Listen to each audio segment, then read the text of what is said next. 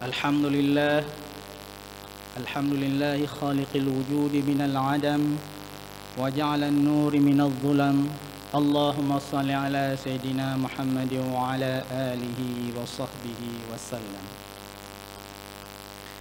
Segala puji bagi Allah Subhanahu wa ta'ala yang telah memberikan kita kesehatan, kenikmatan, dan yang terpenting adalah kesempatan kita sehingga kita bisa hadir pada Ramadan kali ini. Betapa banyak orang yang merindukan Ramadan tetapi tidak sampai pada Ramadan kali ini.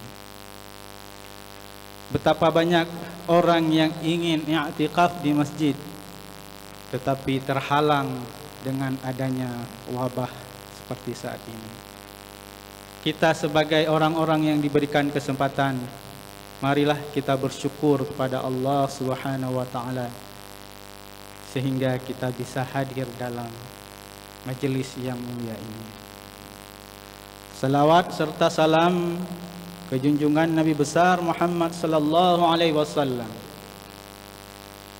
Nabi besar Muhammad sallallahu alaihi wasallam yang telah membawa kita dari alam jahiliyah ke alam Islamiyah.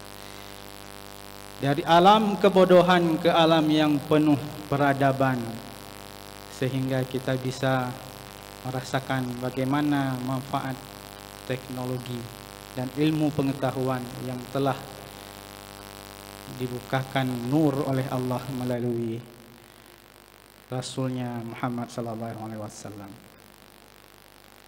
Pada kesempatan kali ini,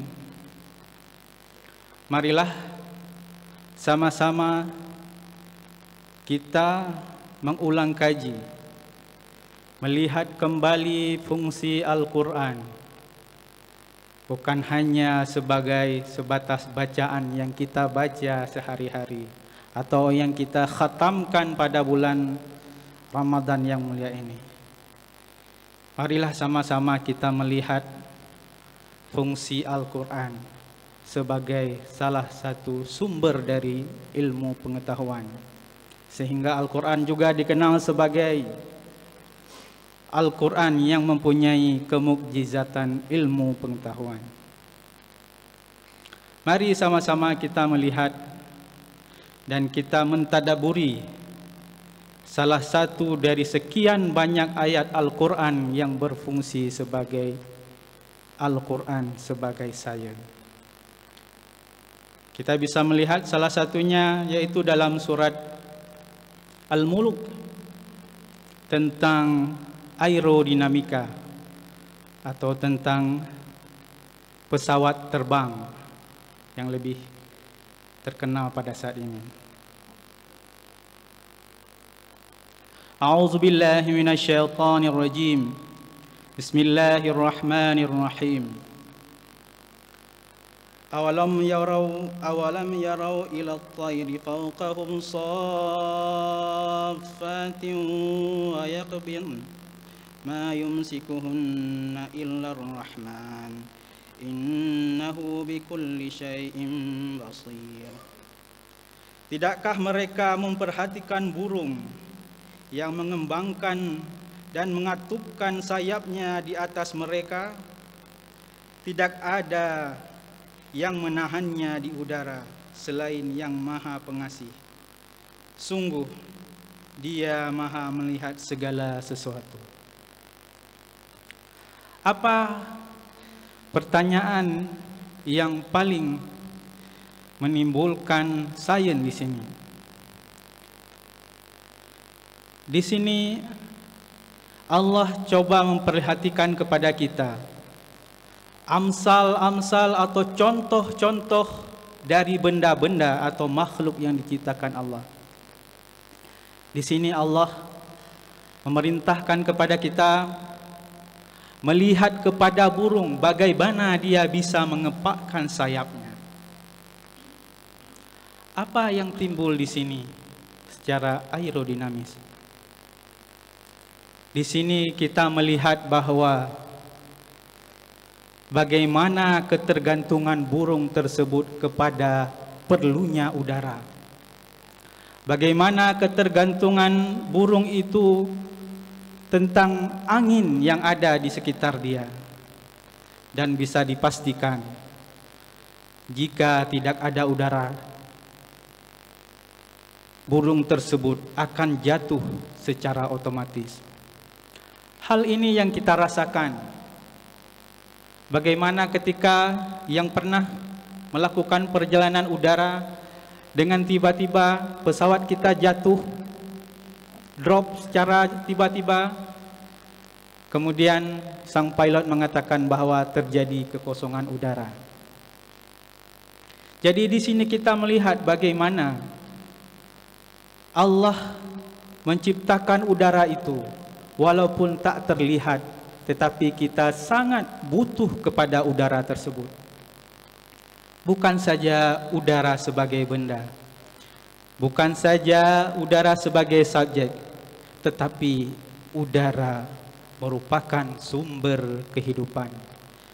Bayangkan saja saat ini, berapa botol oksigen, berapa tabung oksigen yang kita butuhkan hanya untuk mempertahankan kehidupan kita.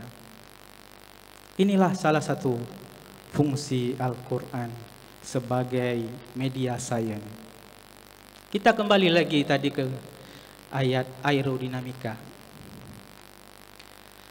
Dari ayat ini, para ilmuwan muslim, salah satu adalah Firnas, salah satu ilmuwan yang berasal dari Turki, mengadakan riset bagaimana seekor burung itu bisa melayang-layang di udara.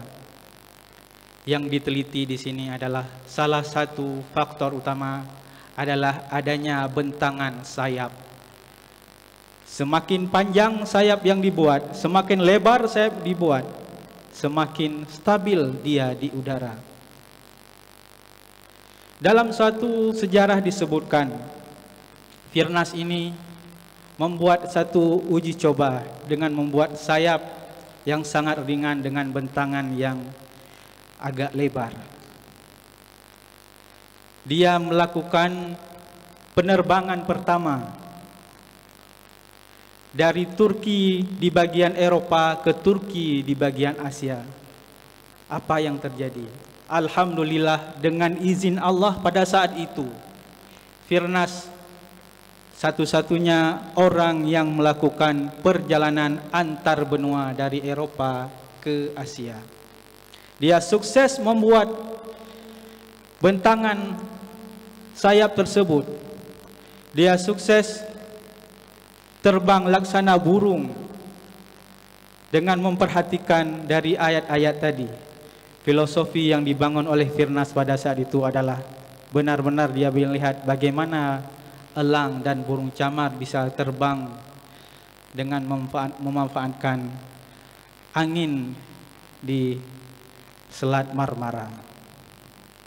Dari sini kita bisa melihat bahwa ini merupakan salah satu contoh kecil yang Allah berikan bagaimana Al-Quran itu bisa berfungsi sebagai sains. Di samping ada contoh-contoh lainnya. Misalnya dalam embriologi, kita bisa melihat bagaimana Allah menjelaskan proses pembentukan embrio sehingga lahirnya seorang manusia. Kemudian di dalam surat yang lain Allah juga menyebutkan bagaimana regenerasi kulit itu bisa terjadi. Dan masih banyak lagi ayat-ayat yang lain yang menjelaskan tentang kemukjizatan Al-Quran sebagai mukjizat dalam ilmu sains.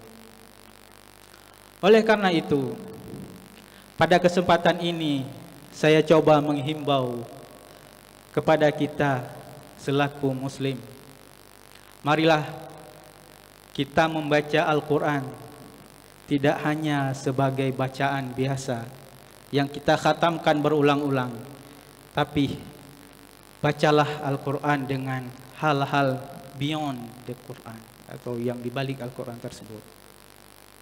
Insya Allah dengan tadabbur mendalam kita bisa mengulang kaji, kita bisa mengulang sukses story atau cerita-cerita sukses yang dibangun oleh para muslim sebelumnya. Kita bisa melihat bagaimana peradaban yang dibangun di Cordova, di Irak, kemudian di belahan dunia yang lain, bagaimana para muslim menjadikan Al-Quran tidak hanya sebagai bacaan, tetapi mengkaji mukjizat ilmi di dalamnya. Bagaimana caranya kita supaya bisa mengkaji mukjizat ilmi ini? Salah satunya adalah belajar mendalam, mengetahui bahasa Arab sampai kepada zuk-zuknya, sampai kepada hal-hal terkecil yang tersirat di dalam bahasa tersebut. Insya Allah dengan itu kita bisa mengembalikan lagi kejayaan peradaban Islam sebagaimana pada masa-masa dahulu. Insya Allah kita bisa mengetahui lagi bagaimana kehebatan Al-Kindi misalnya, kehebatan ilmu Al-Ghazali, dan kehebatan peradaban Islam lainnya dengan mentadabburkan Al-Quran dan menjadikan Al-Quran sebagai sains. Hanya ini yang dapat saya sampaikan. Lebih dan kurang saya mohon maaf. Assalamualaikum warahmatullahi wabarakatuh.